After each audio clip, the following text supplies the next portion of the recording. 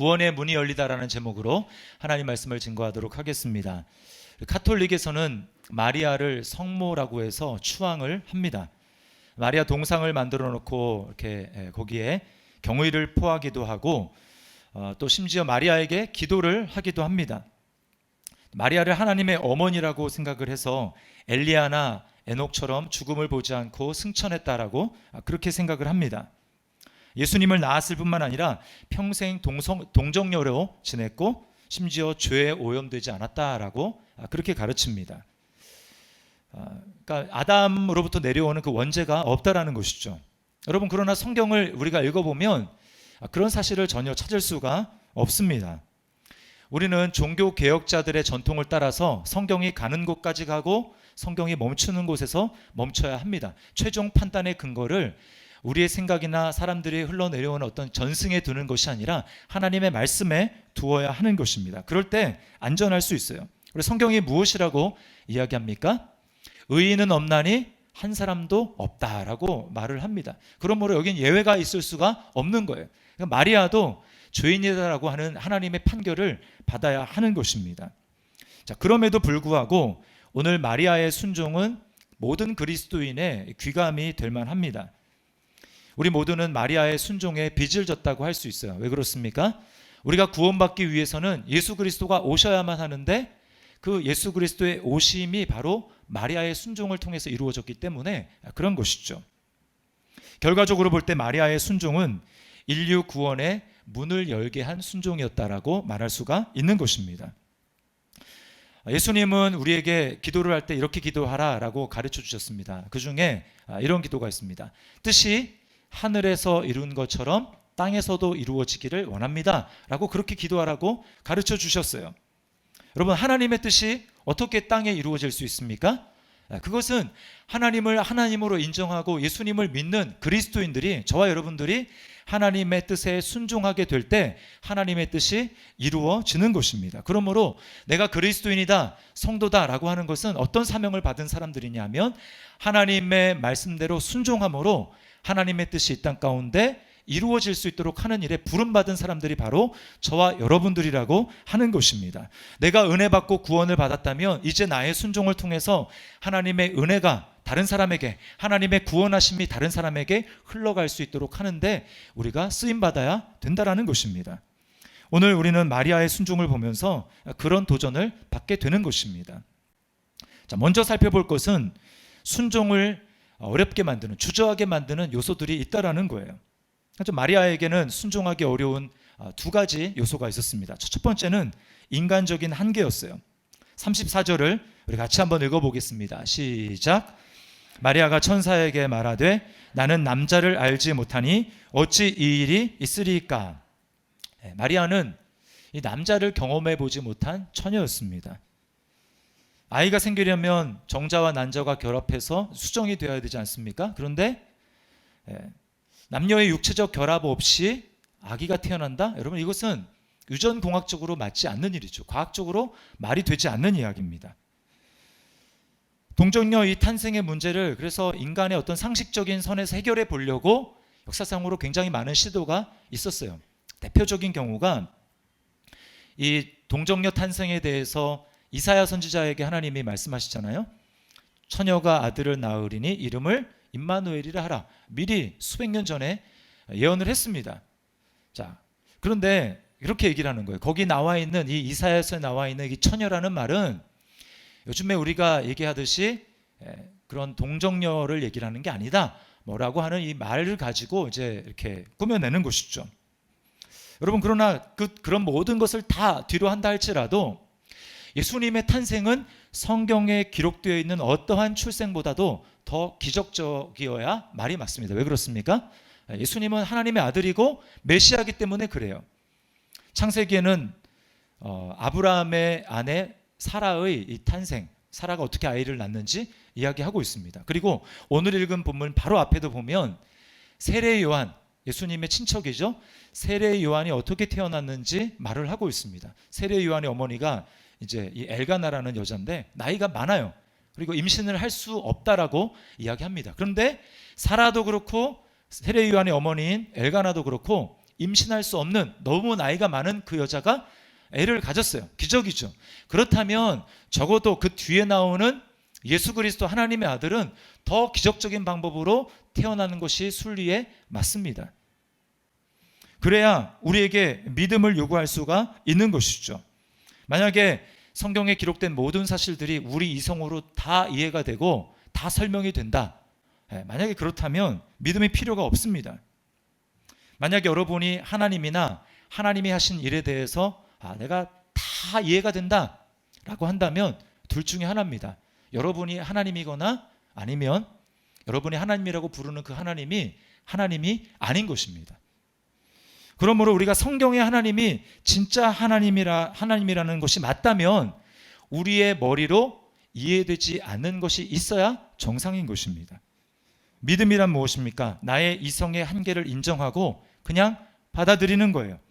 상식적으로는 이해가 되지 않지만 머릿속으로는 이해가 안 되지만 그러나 그분이 하나님이시라면 그럴 수도 있겠다라고 인정하고 받아들이는 것. 이것이 바로 믿음이라는 것입니다. 우리 중에 아무도 하나님이 천지창조를 한 것 본 사람 아무도 없습니다. 그러나 뭐예요? 하나님이라면 말씀으로 창조할 수 있겠다라고 받아들이는 것이죠. 혹시 하나님이 여러분에게 믿음으로 순종하기를 바라고 요구하시는 것이 있는데 여러분이 계속 머릿속으로 판단하면서 이건 이래서 안 되고요, 저건 저래서 안 되겠는데 라고 합리적인 이유를 대고 있다면 여러분 오늘 천사가 마리아에게 한 말을 우리는 기억해야 됩니다. 37절 말씀에 이렇게 말씀합니다. 대저 하나님의 모든 말씀은 능하지 못하심이 없느니라. 아멘. 하나님의 하시는 말씀은 능히 하지 못하는 일이 없는 것입니다. 나는 안 된다고 생각해도 하나님은 할 수 있는 거예요. 그러므로 여러분 하나님이 저와 여러분에게 순종하라고 요구하실 때는 하나님이 순종만 하면 모든 것을 다 하나님이 책임지시도록 하나님이 준비해 놓으셨다라는 뜻입니다. 그때 우리는 하나님의 말씀이 이루어지는 것을 보게 될 것이고 하나님의 능력을 경험하게 될 것입니다. 자, 오늘 마리아가 순종하기 어려웠던 두 번째 이유는 대가가 너무 크기 때문이에요. 마리아는 요셉과 지금 약혼한 사이입니다. 법적인 부부지만 동거는 아직 하지 않아요. 그런데 지금 임신을 했다? 이 말은 명백한 지금 간음입니다. 간음한 사람들에게 성경이 정한 율법은 분명해요. 둘 사람 다 남자든 여자든 돌에 맞아 죽는 것입니다. 물론 하나님은 어떻게든 하나님의 구원의 역사를 이루기 위해서 마리아를 보호하실 거예요. 예수님이 보호되도록 하실 것입니다. 또 예수님에 대해서 예수님이 어떻게 태어나실 것인지에 대해서 꿈이나 이제 말씀을 들은 그런 사람들이 그 당시에 많이 있었습니다. 요셉도 그랬고 또 성전에서 아기 예수님을 알았던 시몬이나 또 과부인 안나도 마찬가지였어요. 그 사람들이 가는 곳마다 이 아이는 그렇게 태어난 것이 아니다라고 아마 이야기를 했을 것입니다. 그런다 할지라도 여러분 모든 사람들이 정말 다 그 말을 믿었을까요? 그 중에는 믿지 않은 사람들도 있었을 것입니다. 계속 의혹의 눈초리로 마리아를 쳐다보면서 저 여자는 가늠한 여자 같아 라고 하면서 아마 그렇게 의심을 했을 거예요. 마리아는 평생 그런 사람들의 불편한 시선을 감수하며 살아가야 했을 것입니다. 나이도 많지 않아요. 당시 관습에 의하면 성경학자들이 뭐라고 하냐면 마리아는 나이가 많아야 15살이었을 것이다 라고 이야기를 합니다. 그러니까 우리나라 나이로 중학생이에요. 중학생이 지금 그런 어마어마한 일에 지금 순종하도록 요구받는 것입니다. 그뿐이 아닙니다. 마리아는 몰랐지만 우리는 성경을 읽으면서 마리아가 어떤 일을 당하는지 알아요. 자기가 낳고 키웠던 그 아들이 당하는 그 고난을 고스란히 자신의 눈으로 보게 됩니다. 물론 아들만이 아니죠. 그 예수님은 믿음의 대상이고 하나님이에요. 그럼에도 불구하고 자신의 손으로 키운 아들이 여러분 십자가에서 처절하게 죽어가는 모습을 본다고 한번 생각을 해보십시오. 어머니에게 그것보다 더 큰 고통이 어디 있을까요? 그래서 나중에 그 시몬이라는 이 나이 많은 경건한 노인이 할례를 받으러 온 아기 예수를 그 품에 안고 마리아에 대해서 이렇게 예언합니다. 칼이 내 마음을 찌르듯 하리라. 엄청난 대가를 감수해야 된다라는 거예요. 여러분 만약에 이렇게 큰 대가를 감수하는 것이 예수님의 마리아의 몸을 빌어서 나는 것이라면 하나님이 마리아에게 좀 동의를 구해야 되지 않을까요? 내가 너의 몸을 통해서 내 아들을 태어나게 하려고 하는데 앞으로 이런 어려움이 있을 거야. 너 괜찮겠니? 라고 하면서 동의를 구해야 되지 않습니까? 근데 하나님은 한마디의 그런 동의를 구하지 않으십니다. 그냥 이렇게 말씀하세요. 너는 큰 은혜를 받은 자다. 너에게서 날 아이는 하나님의 아들이라고 불리게 될 것이다. 그렇게만 말씀을 하십니다. 여러분이 만약에 마리아의 입장이라면 어떻게 하시겠습니까? 그냥 아멘 하시고 나으시겠습니까? 아마 하나님 너무하세요. 너무 많은 걸 요구하시네요. 어떻게 그러실 수 있죠? 라고 하나님에 대해서 원망하거나 불평하실 수도 있을 것입니다. 그러나 놀랍게 마리아는 순종합니다. 마리아가 어떻게 순종할 수 있었을까요? 두 가지인데 첫 번째는 마리아는 하나님의 주권을 인정했어요. 38절을 우리가 함께 읽어보겠습니다. 시작. 마리아가 이르되 주의 여종이오니 말씀대로 내게 이루어지이다 하매 천사가 떠나가리라. 자, 여기 핵심은 주의 여종이오니라고 하는 말입니다. 이게 겸손이에요. 겸손이라는 것은 사람들 앞에 그저 그냥 예예 하면서 굽신굽신하는 게 겸손이 아닙니다. 겸손이라는 것은 하나님의 시각으로 나를 바라보는 게 겸손이에요. 그렇게 볼 때 우리는 자신의 모습을 있는 모습보다 더 부풀리지 않게 되고, 또는 남들이 나 자신에 대해서 별것 아니라고 이야기를 해도 우리는 자신을 깎아내리지 않는 그런 건강한 자존감을 갖게 될 수 있는 것입니다. 특별히 자녀를 양육할 때 이것이 굉장히 중요합니다. 오늘날은 이렇게 내 자식 귀하다고 자존감, 기를 살려주는 것이 굉장히 중요하다고 생각하지 않습니까? 그래서 자칫하면 자녀의 잘하는 점, 강점만 계속해서 부각시키고 약점을 얘기하지 않으면서 너는 잘해, 잘 될 거야 라고 이야기할 수 있습니다. 만약에 그렇게 자녀를 양육한다면 자녀가 잘못될 수 있습니다. 왜요? 자신의 약점과 부족함을 회피하려고 할 것입니다. 거기에 직면해서 그것을 어떻게든 이겨내려고 하지 않고 자신의 모습을 보지 않고 내가 보고 싶고 인정하고 싶은 자신의 모습만 그렇게 받아들이려고 할 거예요. 그러면 인격적인 성장이 일어날 수 없고 관계에 있어서 갈등만 커질 뿐입니다. 숨긴다고 숨겨지는 게 아니죠. 나만 인정하지 않을 뿐이지 다른 사람들은 다 나의 약점을 알고 있어요. 그러나 복음은 어떻습니까? 복음은 우리 자신의 모습을 하나님 앞에 다 까발립니다. 너는 죄인이다. 그것을 인정하게 만듭니다. 그런 나를 그리스도 안에서 있는 모습 그대로 용서하시는 하나님을 알기 때문에 나의 모습을 솔직하게 고백하는 일에 있어서 어렵지 않아요. 물론 유쾌한 경험은 아닙니다만 주님이 나를 어떻게 사랑하시고 어떻게 용납해 주셨는지를 알게 될 때 우리는 자신의 모습에 대해서 더 솔직하게 인정할 수 있게 되는 거예요. 여러분, 그럴 때 우리 자녀들이 건강한 자존감을 가질 수 있게 되는 것입니다. 이게 바로 겸손이에요. 하나님의 시각으로 자신을 있는 모습 그대로 바라보는 것입니다. 우리는 겸손하게 자신을 바라보게 될 때 마리아처럼 고백하는 거예요. 뭐라고 고백합니까? 주의 여종이오니.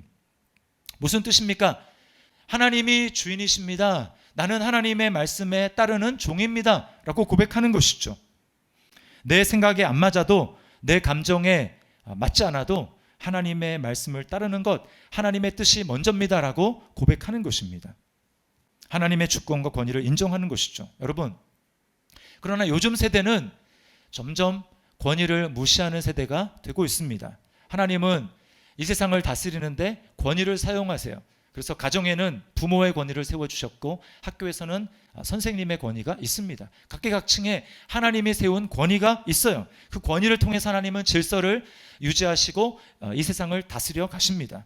그러나 여러분, 권위주의라고 하는 것은 무엇입니까? 내가 가진 권위를 남용해서 무조건 자기 뜻대로 하려고 하고 군림하려고 하는 것, 이것은 권위주의라서 잘못된 것이지만 정당한 권위를 정당하게 행사하는 것은 성경적이고 하나님이 원하시는 것입니다.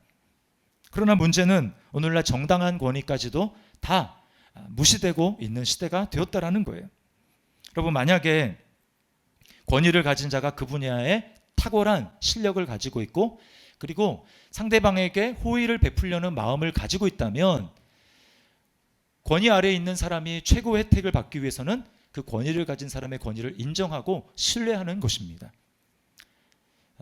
어떤 이제 학교에서 대학을 간 학생이 교수님으로부터 배우는데 그 교수님이 굉장히 탁월한 실력자예요. 그렇다면 그 교수로부터 혜택을 받을 수 있으려면 이 학생은 그 교수의 권위를 인정해야만 합니다. 만약에 인정하지 않는다, 그러면 교수가 줄 수 있는 혜택을 받을 수 없겠죠. 여러분, 그러나 안타까운 사실은 무엇이냐면 그리스도인들 중에서도 이 하나님의 하나님 되심, 하나님의 권위, 하나님의 주인 되심, 이것을 입으로는 말하지만 실제의 삶에서 인정하지 않는 경우가 많다라는 거예요.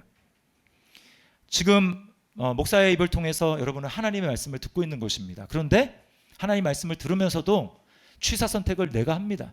이거는 은혜로운 말씀이니까 내가 받아야지. 이거는 내가 부담스러운 말씀이니까 회피하고 미룬다면, 여러분, 지금 하나님이 말씀하시고 계시는데 그 말씀을 취사 선택한다면 결정권이 나에게 있는 것이죠. 하나님과 내가 순서가 바뀐 것입니다.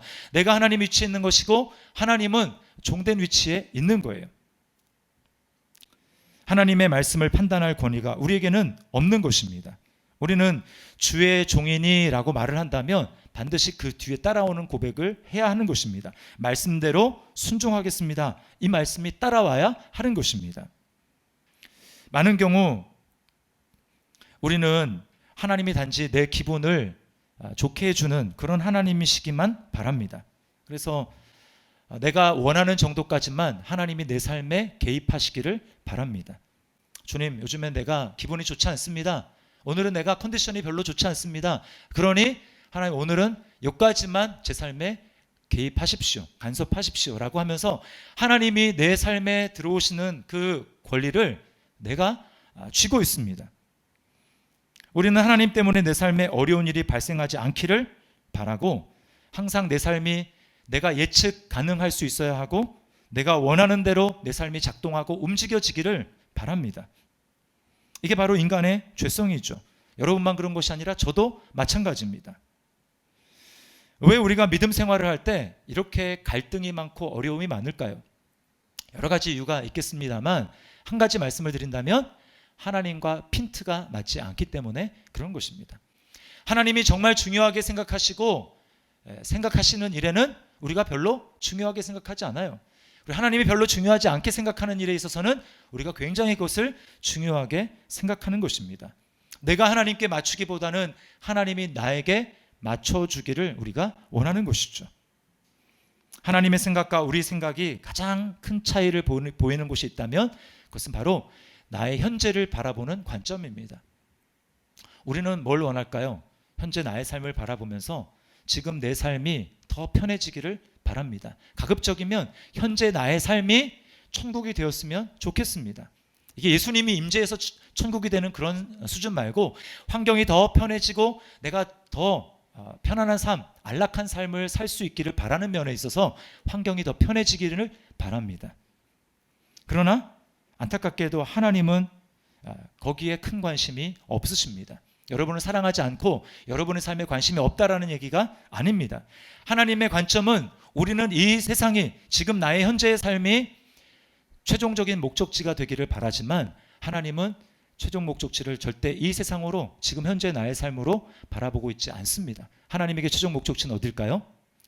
하나님의 나라가, 죄가 없어지고 하나님 나라가 완성되는 천국, 그것을 바로 하나님은 최종 목적지로 삼고 계신다라는 거예요.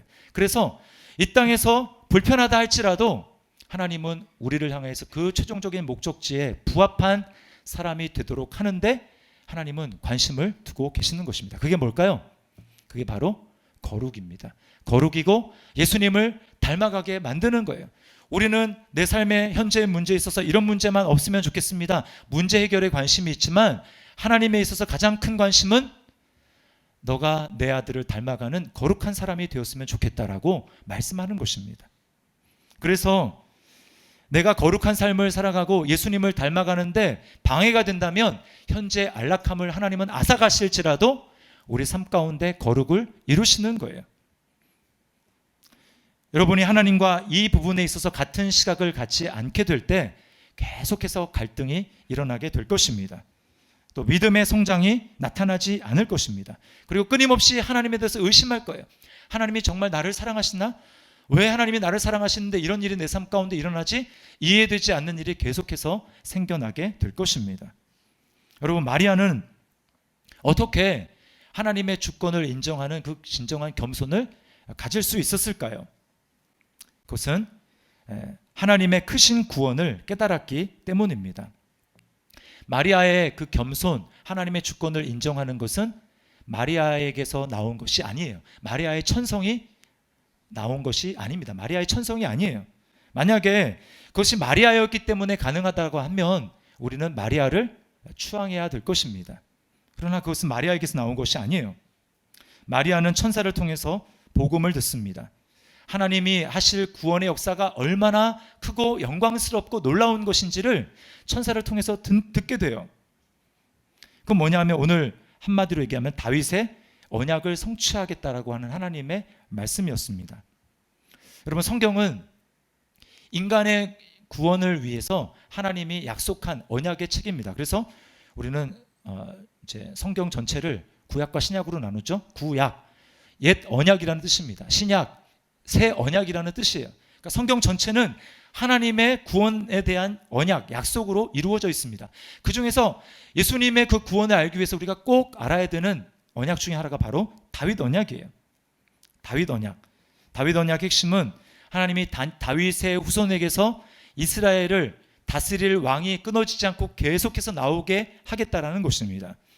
사무엘서 7장 6절, 16절 말씀에 하나님이 이렇게 다윗에게 말씀하세요. 우리 같이 한번 읽어볼까요? 시작.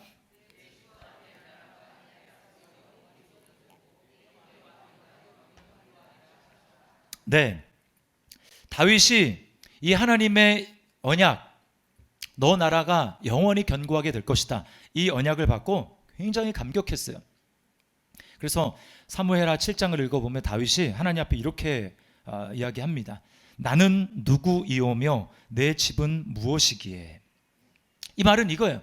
하나님, 내가 무슨 사람이라고, 내가 어떤 존재라고 나에게 이렇게까지 하십니까? 라고 이야기하는 거예요. 가슴이 벅차서 그렇게 이야기합니다. 그래서 다윗이 원래는 하나님께 성전을 지어 바치려고 했는데 하나님이 너가 나를 위해 성전을 짓는 것이 아니라 내가 너를 위해서 영원한 집을 짓겠다라고 말씀하시면서 다윗 언약을 해주신 거거든요. 다윗이 그 하나님의 말씀을 받고 결국 이렇게 고백합니다. 주의 종의 집이 영원히 복을 받게 하옵소서. 그런데 우리가 성경을 읽다 보면 하나님의 이 언약이 그대로 이루어지지 못하는 것을 보게 됩니다. 끊어져요. 하나님은 우상 숭배하지 말고 하나님만을 섬기라고 했는데 이스라엘 백성들이 계속해서 우상 숭배를 하고 다른 신을 섬기니까 하나님이 회개의 메시지, 돌이키라고 하는 회개 메시지를 계속해서 하십니다. 근데 이스라엘은 그 하나님의 계속된 경고를 무시하고 어떻게 합니까? 결국은 다른 나라의 종이 돼요. 왕이 끊어지게 됩니다. 다른 나라의 속국이 된 채로 그렇게 해서 500년이 넘도록 오다가 지금 마리아가 사는 이 시대까지 오게 된 거예요. 자, 그런데 하나님은 지금 천사를 통해서 뭐라고 얘기하십니까? 잊어졌던 약속, 너희는 이제 끝났다고 생각했던 그 다윗의 언약, 그 언약을 내가 바로 너를 통해서 이룰 것이다. 내가 너를 통해서 태어날 그 아들을 통해서 이 나라를 영원히 다스릴 것이고 그 나라는 영원히 다스려질 것이다 라고 하나님 말씀하시는 거예요. 32절과 33절 여러분 보시기 바랍니다. 그가 큰 자가 되고 지극히 높으신 이의 아들이라 일컬어질 것이요 주 하나님께서 그 조상 다윗의 왕위를 그에게 주시리니 영원히 야곱의 집을 왕으로 다스리실 것이며 그 나라가 무궁하리라. 이스라엘 백성들 중에 다윗 언약을 모르는 사람이 단 한 사람도 없습니다. 마리아도 이것을 천사가 딱 얘기할 때 하나님이 나를 통해서 끊어졌는 줄로 생각한 다윗 언약이 이루어질 것이고 하나님의 구원 역사가 성취될 것인 것을 이야기하시는구나 라고 하는 것을 알았어요. 그래서 다윗이 하나님의 말씀을 들었을 때 감격했던 것과 똑같이 마리아는 하나님의 그 말씀 앞에 정말 감격했습니다. 그리고 내가 하나님 앞에 치러야 될 희생과 대가가 하나님이 하실 그 크신 구원의 계획에 비하면 아무것도 아니구나 라고 하는 것을 마리아가 깨달은 거예요. 여러분, 바로 이것이 핵심입니다. 하나님의 구원의 역사를 우리가 정말 얼마나 크고 놀라운지를 깨닫게 될 때 내가 하나님 앞에 드리는 순종, 내가 하나님 앞에 드리기 위해서 순종하며 또 희생해야 될 것은 아무것도 아닌 것처럼 느껴지게 되는 것입니다. 그러므로 여러분이 예배하러 나오실 때마다 하나님 앞에 간절히 기도해야 될 것은 무엇이냐면, 하나님, 오늘도 주님께서 나를 위해서 베풀어 주신 구원의 역사가 얼마나 크고 놀라운지를 제가 감격하고 깨달을 수 있도록 인도하여 주시옵소서. 그렇게 할 때 여러분, 우리의 삶은 하나님 앞에 순종하되 조건을 다는 순종이 아니라 하나님 앞에 내가 주님이 왕이시고 나는 종임으로 하나님 앞에 말씀대로 이루어지기를 원합니다라고 고백할 수 있는 그런 삶이 우리를 통해서 일어날 수 있는 것입니다. 응답하라 1988을 보면, 제가 이제 요즘에 뭐 이렇게 밥 먹을 때마다 이제 한 편씩 그렇게 보고 있는데요. 거기 보면 이제 선우네가 나옵니다. 선우. 거기 선우가 이제 아빠를 일찍 여의고 엄마를 이제 엄마한테 효도하면서 살아가지 않습니까? 근데 이 선우 엄마가 고3인 이제 아들과 또 이제 한 대여섯 살 된 딸을 키우는 데 있어가지고 이제 남편이 남긴 그 연금으로 살아가기 참 벅찬 거예요. 그래서 어느 날 대중 목욕탕 목욕탕 청소하는 일을 아르바이트로 시작하게 됩니다. 근데 선우는 이제 그거를, 엄마가 그런 일을 하는 걸 되게 싫어해요. 그러니까 어느 날 엄마가 목욕탕에서 목욕하는 그 뒷모습을 바라보며 선우가 막 눈물을 이제 훔칩니다. 그러면서 그 드라마의 마지막에 이런 나레이션이 나와요. 누군가를 사랑한다라는 것은 진짜 어려운 일이다. 누군가를 사랑한다라는 것은 단지 그 사람의 체온을 좋아하는 것이 아니라 그 사람의 체온을 닮아가는 것이다. 제가 그 대사를 딱 듣는데 이렇게 막 감동이 되더라고요. 정말 이게 바로 하나님의 사랑이구나. 여러분, 하나님께서 우리를 사랑하시는 것은 우리를 사랑하기 때문에 내가 너의 체온을 닮아가 줄게 정도가 아니라, 하나님은 우리의 체온을 그대로 느끼시기 위해서 하나님이신데 그냥 사람이 되신 거예요. 우리와 똑같은 존재가 되신 것입니다. 하나님이 우리와 똑같은 사람이 되기 위해서 여러분 감당해야 될 희생, 치러야 될 대가를 한번 생각해 보셨습니까? 말씀으로 이 세상을 창조하신 창조주세요. 그런데 그 하나님이 단 하나의 그냥 세포가 되셔서 마리아의 몸속으로 들어가십니다. 마리아의 뱃속에 단세포로 들어가는 거예요. 그리고 온 우주 만물을 창조하신 그 하나님께서 자연의 법칙에 순종하셔서 세포 분열을 하십니다. 마리아 몸속에서 10달 동안 세포 분열을 해서 아기가 됐죠. 그리고 우리와 똑같은 출생 방법으로 예수님은 이 땅에 태어나십니다. 그리고 말하지 못하는 아기 상태로 오랫동안 있죠. 자라나십니다. 우리가 겪은 성장 과정을 고스란히 다 겪으셨어요. 그렇게 해서 성인이 되시고, 그리고 하나님의 사명을 받아서 그리스도로서 우리를 구원하실 사명을 감당하신 것입니다. 죄 없는 완전한 삶을 사신 주님께서는 마지막 남은 십자가를 앞에 두고 주님은 이렇게 기도하십니다. 아버지, 내 뜻대로 마시고 아버지의 뜻대로 되기를 원합니다. 아버지의 뜻이 이루어지기를 원하고 아버지의 말씀이 이루어지기를 원합니다. 여러분, 이것이 바로 오늘 마리아가 했던 고백과 똑같은 고백입니다. 말씀대로 내게 이루어지이다. 하나님의 뜻이 내게 이루어지기를 원합니다. 똑같은 것이죠. 마리아는 순종하려고 죽기를 각오했을지 모르지만 죽지 않았습니다. 그러나 저와 여러분을 사랑하셔서 우리의 체온을 그대로 담기 위해서 우리와 똑같은 사람이 되신 하나님께서는, 하나님의 아들께서는 자신의 생명을 우리를 위해서 내어 주셨어요. 그 결과 저와 여러분이 하나님 앞에 구원 얻는 자가 된 것이고 하나님의 자녀가 된 줄 여러분 믿으시기를 바랍니다. 여러분, 놀라운 은혜를 우리가 이렇게 받은 거예요. 저와 여러분이 이런 놀라운 은혜를 정말 믿고 받았다면 우리가 어떤 삶을 살아야 하겠습니까? 우리 또한 예수님의 체온을 담기를 위해서 노력해야죠. 마리아가 그런 노력을 한 것입니다. 마리아가 그래서 순종을 한 거예요. 주님이 우리를 구원하시기 위해서 우리를 섬기고 희생하신 것처럼 우리 또한 그렇게 살아야 하는 것입니다.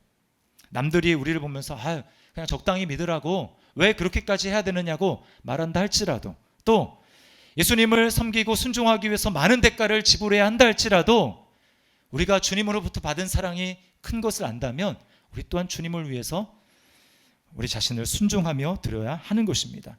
하나님의 은혜는 받기만 하면 고인 물처럼 썩고 맙니다. 그러나 순종해서 내가 흘려보내면 계속해서 솟아나는 거예요.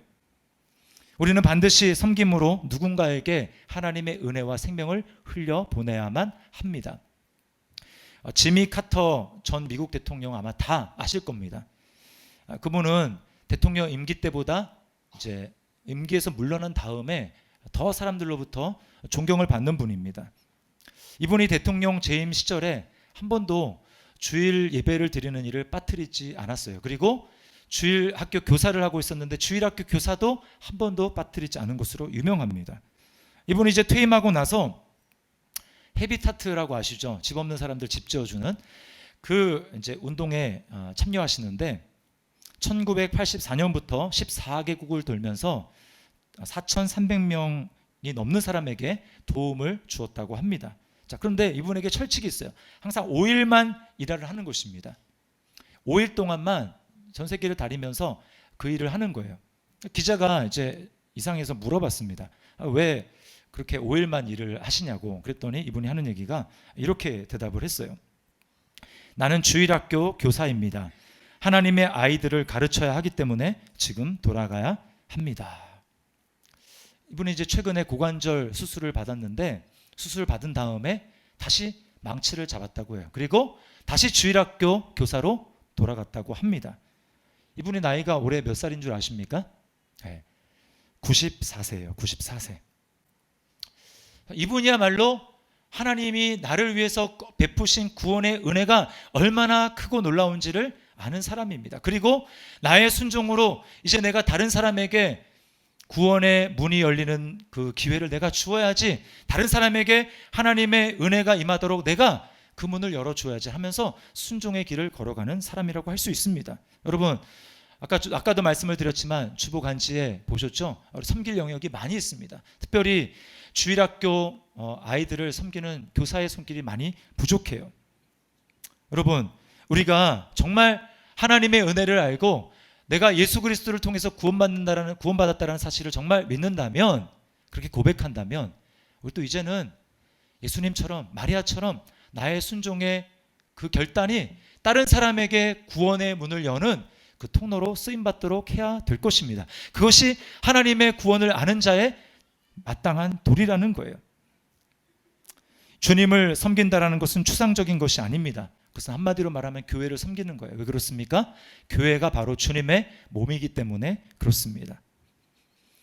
여러분 가운데 혹시 이렇게 생각하는 분이 있습니까? 나는 섬길 만큼 섬겼으니까 이제 좀 쉬어야겠어. 나는 개척 멤버로서 지금까지 수고했으니까 나는 이제 좀 쉬어야지. 나는 이제 나이가 많으니까 이제 젊은 사람들한테 물려주고 나는 은퇴해야지. 또 내가 감당하고 수고해야 될 그 대가가 너무 크기 때문에 못하겠어. 혹시 이렇게 생각하고 있지 않습니까? 여러분, 그렇다면 여러분 자신을 한번 점검해 봐야 합니다. 혹시 하나님과 여러분의 자리가 바뀐 것 아닙니까? 여러분이 하나님의 명령을 마음대로 취사 선택하면서 나는 아니죠 라고 지금 그렇게 이야기하고 있는 것 아닙니까? 우리 마리아의 고백을 기억해야 됩니다. 마리아가 육신으로 예수님을 가슴에 품은 사람이었다면 우리는 믿음으로 성령으로 예수 그리스도를 우리 마음에 품은 사람들이에요. 그렇다면 똑같이 고백해야 됩니다. 주의 여종이오니 주의 남종이오니 하나님의 말씀대로 이루어지기를 원합니다 라고 우리는 고백해야 할 것입니다. 마리아가 그렇게 순종했듯이 저와 여러분이 순종함으로 누군가에게 구원의 문을 열어주는 그런 은혜의 통로로 쓰임받는 저와 여러분들의 삶이 될 수 있기를 주님의 이름으로 축원합니다. 우리 말씀을 기억하면서 이 시간 우리 하나님 앞에 찬양하겠는데요, 그가 오신 이유라는 찬양입니다. 이 세상 가장 아름다운 순종의 눈물, 온 세상 다시 빛나게 한 생명의 눈물, 그가 이 땅에 오신 이유, 죽어야 살게 되고 져야만 승리하는 놀랍고 영원한 신비, 우리를 회복시킨 그 주님, 십자가로 아버지의 뜻을 이루신 주님께서 이제 우리에게 그 길을 네가 이어서 가야지 하지 않겠느냐고 우리에게 도전하십니다. 우리 시간 이 찬양 하나님 앞에 믿음으로 고백하며 나가겠습니다.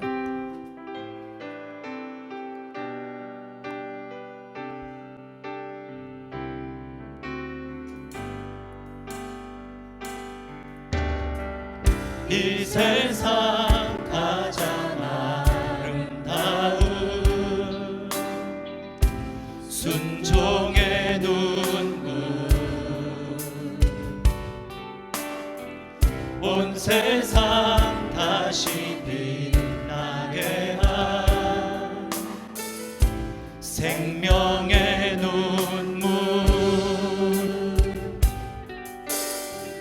그가 이 땅에 오신 이유, 죽어야 살게 되고 저야만 승리하는, 저야만 승리하는 놀랍고 영원한 신비, 지으신 그대로 회복시킨 우리의 창조주 그리스도, 십자가의 길로 아버지 뜻 이루셨네.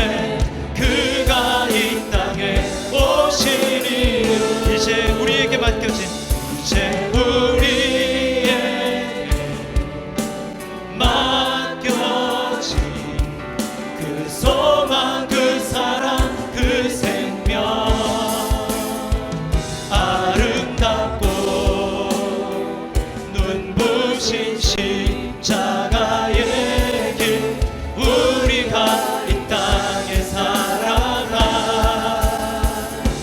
이유. 처음부터 다시 한번 고백합니다. 이 세상 가장 아름다운 순종의 눈물, 온 세상 다시 빛나게 한, 온 세상 다시 빛나게 한 생명의 눈물, 그가 이 땅에 오신 이유, 죽어야 살게 되고 저야만 승리하는 놀랍고 영원한 신, 지으신 그대로, 지으신 그대로 회복시킨 우리의 창조주 그리스도, 십자가의 길로 아버지 뜻 이루셨네. 그가 이 땅에 오신 이유, 이제 우리에게 맡겨진 그 소망, 그 사랑, 그 생명, 아름답고 눈부신 십자가의 길, 우리가 이 땅에 살아가 이 지으신 그대로 회복시킨, 지으신 그대로 회복시킨 우리의 창조주 그리스도. 어떻게 그렇게 하셨습니까? 십자가의 길로, 십자가의 길로 아버지 뜻 이루셨네. 그가 이 땅에 오신 이유, 이제 우리에게, 이제 우리에게 맡겨진 그 소망, 그 사랑, 그 생명, 아름답고 눈부신 신